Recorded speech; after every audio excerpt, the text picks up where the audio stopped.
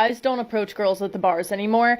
I do. I don't expect guys to come up to me, but I know the caliber of my friends, and I know what those look like, and they are some stunning. If guys aren't going up to them, guys aren't going up to fucking anyone. So I think if you're going up to girls at the bar in the first place, whether you say hi, whether you say, can I buy you a drink, whether you use Nick's line, which is a great line, by the way. Thank you. I think you have a million times better of a shot. Yeah, I mean, you really don't have all that much competition because guys aren't going up to girls. It's not like 15 guys are going up to a girl in a night to tell her how pretty she is. She probably gets one a night. When she talks about wanting men to approach her, she is talking directly to Chad and Tyrone. She's not talking about average men. She's not talking about the men who are average height, who make average incomes. She wants the dudes who are at the top. Men are done approaching women and left modern women in the dust. Don't forget to like and subscribe on your way in, and let's get into it.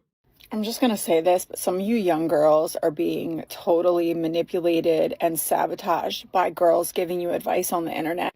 I'm 44 and I haven't had like a successful relationship, obviously, because I'm single. So I'm not going to pretend to be a dating coach, but also like the women that give you advice that are habitually single and hate men and aren't in healthy relationships and telling you what you should be doing.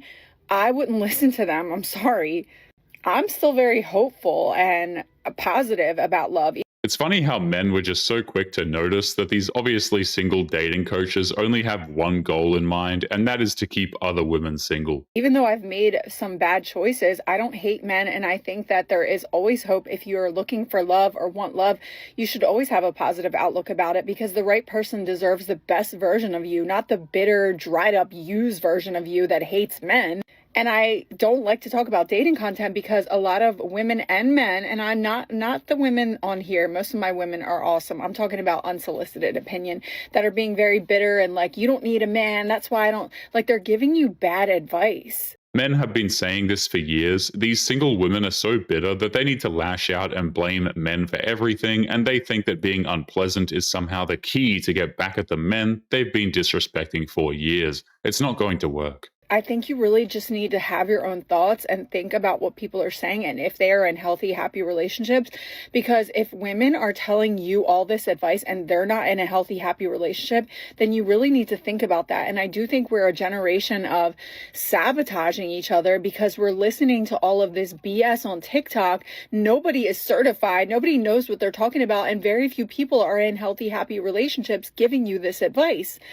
Even the counselors and therapists who go onto TikTok to give out quote-unquote dating advice are also incredibly bitter. Like, they promote the worst behaviors imaginable. Any code of ethics go right out the window when it comes to women not being able to handle being single. So for me, it's like, I don't want the advice from someone who is miserable and like doesn't ever want love and hates men. Like, that's not someone I'm going to take dating advice from. Now, if you never want to be in a relationship and you're content single, that is perfectly fine, but like, don't tell me or other girls how to date properly when you don't even have a successful relationship yourself.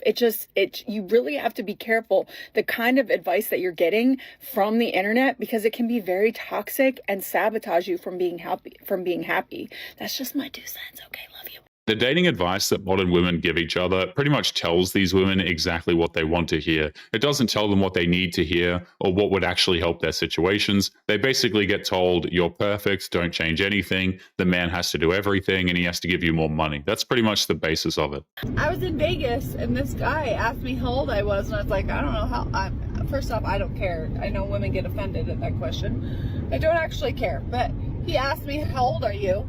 And I said, well, I don't know, how old do you think I am? And he said, I don't know, 40. First off, okay, you're a dummy. Second off, I'm 39. I'm shocked that you said 40, because now you have aged me 1 year. He claims that she's not bothered by the question, but then she gets offended by his answer. You can tell that she is easily triggered, that as she's getting older, she can't get the same attention from men that she used to. It's as plain as day. Granted, I will be 40 in a week. However, it's the principle, okay? So what are you doing? Like, say something less, okay? Say something less, people. Weird.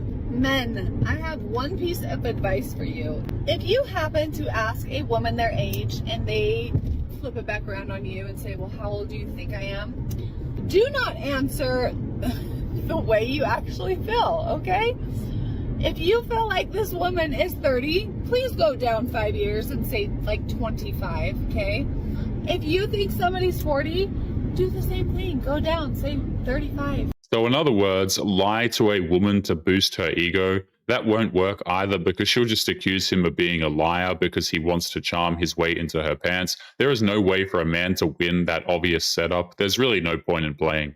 My date just walked out on me within 30 seconds of seeing my face. He saw me, he said, I'm gonna go to the bathroom.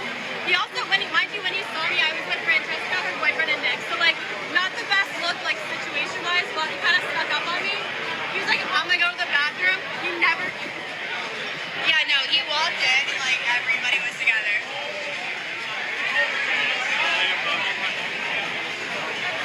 When he agreed to a date, he was planning on taking her out and nobody else. She invited more people to the date without consulting him. That's not only presumptuous, that's also disrespectful towards that man's time and his intelligence, by the way. Your date didn't walk out on you after 30 seconds after he saw your face. He walked out on you when he saw that it was actually going to be a group date. And at that point, what do you think the man is going to think? It's either one, you were planning on a quadruple sum and he's just not into that. Or two, you weren't taking getting to know him very seriously, which means that you weren't really that into him. Actually, I think there's a third reason too. It's that it was a complete joke. Like it was to make fun of him.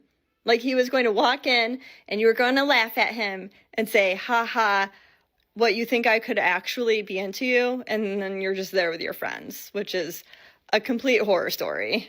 There's also a fourth option. She thought that this guy could be one of those unsafe monsters and she wanted her friends there to protect her. But let's be real, guys, these women don't actually care about their safety at all. They meet up with men that they find attractive, that they know nothing about all the time at nighttime with nobody else around. It really is that simple. Like whenever women try and pull the whole safety card, it really is just nonsense. I'm 20 years older than my boyfriend.